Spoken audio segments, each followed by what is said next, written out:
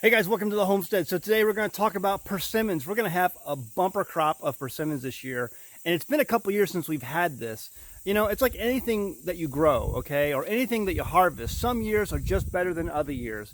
You're going to have good crop years, you're going to have poor crop years, you're going to have absolutely devastating years sometimes, and then you're going to have absolutely phenomenal years at others. So it just depends. It all depends on weather, it depends on temperature, it depends on conditions, growing conditions, soil conditions, pest pressures. All of that plays a gigantic part in how well you're going to do with certain things that you grow or harvest on a yearly basis. So this year we have a whole bunch of persimmon trees that are just loaded down with persimmons. It's been a couple years since I've seen it this big, and so I wanted to share it with you and then kind of go over some things. I'm next to one of the persimmon trees we have here on the homestead that is the branches come down far enough I can get them on camera without just pointing the camera up to the sky. And there's persimmons all over these. Now, if you know anything about persimmons, you probably know right away that those are pretty small. If you're from California or if you're from other areas of the country that have those gigantic persimmons, the Japanese persimmons, as some call them, these are not these, okay? These are not those. These are actually Ozark persimmons, and they are a lot smaller. They are definitely very tasty if you get them at the right time. If you don't get them at the right time, they will make your mouth pucker. But these are different than the persimmons that a lot of people are familiar with or that you might see in your grocery store. But in the fall, and people will often ask me, you know, when are persimmons ready? That answer is going to be different every single year, depending on growing conditions. I have had persimmons that I have eaten that are delicious in January all the way forward to October, September timeframe. It just depends on weather conditions. Usually around October, November is when you're going to see the most progress and the time you're going to be able to eat most of your persimmons, around that time frame, October, November time frame. But these trees are loaded, and the last time I've seen them this loaded, branches started to break, and there are a lot of branches on this tree and so many of my other trees that are just bending down pretty hard. But we had last time they were this loaded, a lot of damage to the trees because there was just so much fruit to them. I estimate around 300 persimmon trees on the homestead. That's not an exact number, but they're just so plentiful here. Everywhere you look, there are persimmon trees, and you notice that excuse me, some of them don't have fruit on them. That's because with persimmon trees, you have a male tree and a female tree. The female will produce fruit, the male will not. The male's job is to pollinate the females.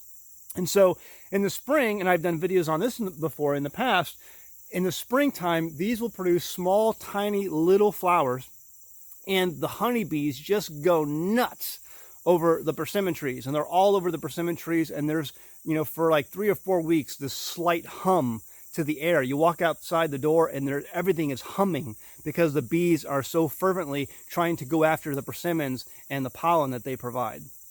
So you can see these are much smaller than your average persimmons that you would see in the store sometimes. If you're familiar with the Japanese persimmons or persimmons that they have in California, much smaller, but they are indeed still very, very tasty. You know, they taste, in my opinion, they taste like candy when they're ripe. But you got to get them when they're ripe, and the way you get them when they're ripe is about the time they start to fall on the ground. What you do is you go up to the trees and you give them just a slight shake. And if you give them a slight shake, only things that fall on the ground are then good to eat. If they don't fall on the ground and you pick it off the tree, chances are it will not be ready, and it will put a sour taste in your mouth that you will not forget. And that may ruin forever. It may ruin forever your impression of the persimmon. To this day, Tim does not like persimmons because, you know, it's just, if you pick up one and it's not 100% ripe, it will forever sour. There's a little spider up in there right there. It will forever sour your opinion of the persimmon.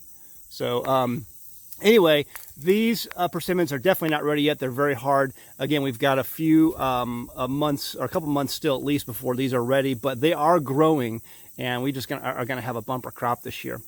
Just to the right, I have this plant. Anybody know what that is? Let me give you a hint. It's a vine, and you do not want to touch it. It's a gigantic, I'll bring you over to the vine. It's climbing up a persimmon tree, actually, right here. That is a gigantic poison ivy vine, and I need to come out here and nuke that from orbit. Touch it. I'm very highly allergic to poison ivy. So anyway, yeah. Yeah, the persimmons are growing, and we are looking forward to a bumper crop. So when we harvest all these this year, you may have seen before in videos where we have showed you the wine we've made. Okay, well, what do we do besides wine? What else can we do? Well, the number one answer for that usually will be fruit leather. So let's talk about fruit leather. He's a good girl. That's a good girl. That's a good girl. Yeah, that's a good girl. Yeah. I know. I know. Are you hungry? He's like, I'm always hungry. What do you got to eat? What do you got to eat? I'm always hungry. Yeah, I'm always hungry. The sheep know their shepherd. Yes, they do. And they come to his voice. There's a definite lesson in all of that. Ow, don't bite me. Don't bite the shepherd. They love to chew on my beard, though. Yeah, they do, don't they? And there the rest of them come. Yeah, hi. The sheep know their shepherd. Hi, okay. All right, let's go talk about persimmons. This is another batch of persimmon trees we have on the homestead. Most of these are males. There's a few females that are inside that batch right there, and they produce fruit. This is just mostly males in that group of persimmons that we have. Over here, we have a whole bunch of females, and they are just loaded down with fruit right now. So yeah, there's everywhere you look, there's persimmon trees on the homestead. So years ago, someone gave me this book. It's called Fun with Fruit Preservation. And there is a lot of great info in here, especially when it comes to how to make fruit leathers and how to preserve fruit in general, and the history behind all that. So I highly recommend this book if you're interested in doing something like this, preserving fruit especially. This is the book that you have to have. Written a long time ago and been republished numerous times, numerous editions. I think the original printing was done in like 1980, and it's been reprinted and distributed multiple times over. So anyway, fruit leather. It's got a whole section on fruit leather in here, and oddly enough, it doesn't have a section on persimmons within that section of fruit leather, which kind of makes me wonder why, because persimmons would be, in my opinion, a really good option for fruit leather because there's so little moisture content within a persimmon, at least the persimmons that we have here. They may think it's too tedious because of the amount of seeds that are in the persimmon.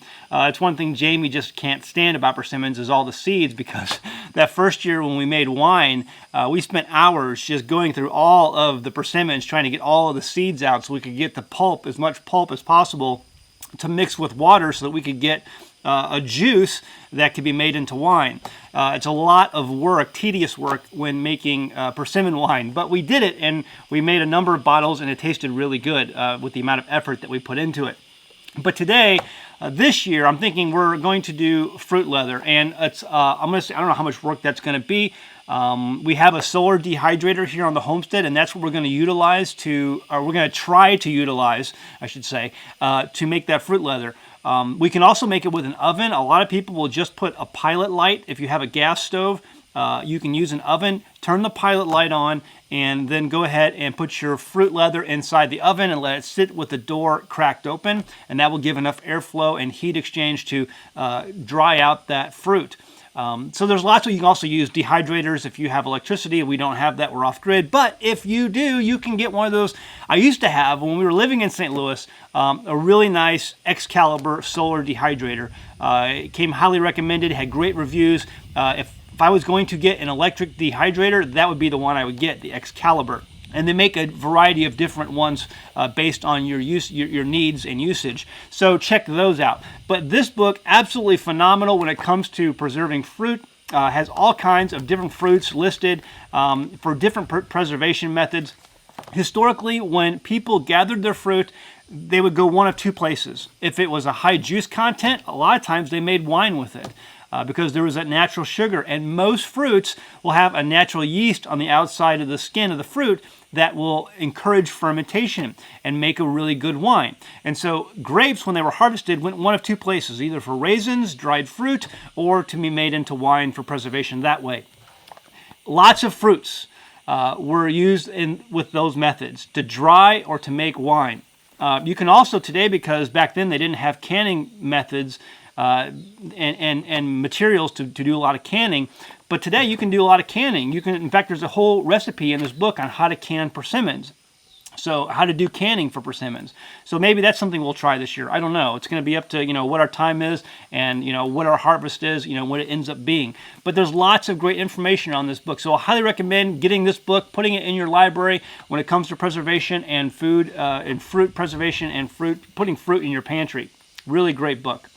One more section I'll talk about in this book that I think is worth mentioning. It's the things that cause spoilage. And this is very interesting information to know. If you know what can ruin your harvest, if you know what can ruin your food stores and your food preservation, when you go through all this effort to grow something, harvest something, and then to process it for preservation for later use, it's just heartbreaking. And trust me, this has happened to us over the years. When you lose that entire all of that work and effort goes down the drain because of bacteria or some sort of spoilage. There's a section in here about spoilage, all the different things that can make your hard work just go south. And so it's good to know your enemy. And when you're preserving food, the spoilage is your ultimate enemy. How to avoid the enemy? Well, you avoid the enemy by knowing your enemy. And so this has got a great section in here about spoilage, all the different things that can go wrong. And that right there, my friends, is worth the cost of the book alone, in my opinion. So leave a comment below. Let me know what you think about the book. If you have the book already, I know a lot of people have commented and told me over the years they have this book already in their library. What are you preserving this year? What do you got? What fruit are you preserving? Let's stick with fruit. Leave a comment below. What fruit are you preserving this year? How are you preserving it? Give me the methods, and we'll talk about it in the comments below. All right, guys. Thanks for tuning in. Like if you haven't, subscribe if you haven't, and we'll see you next time on An American Homestead.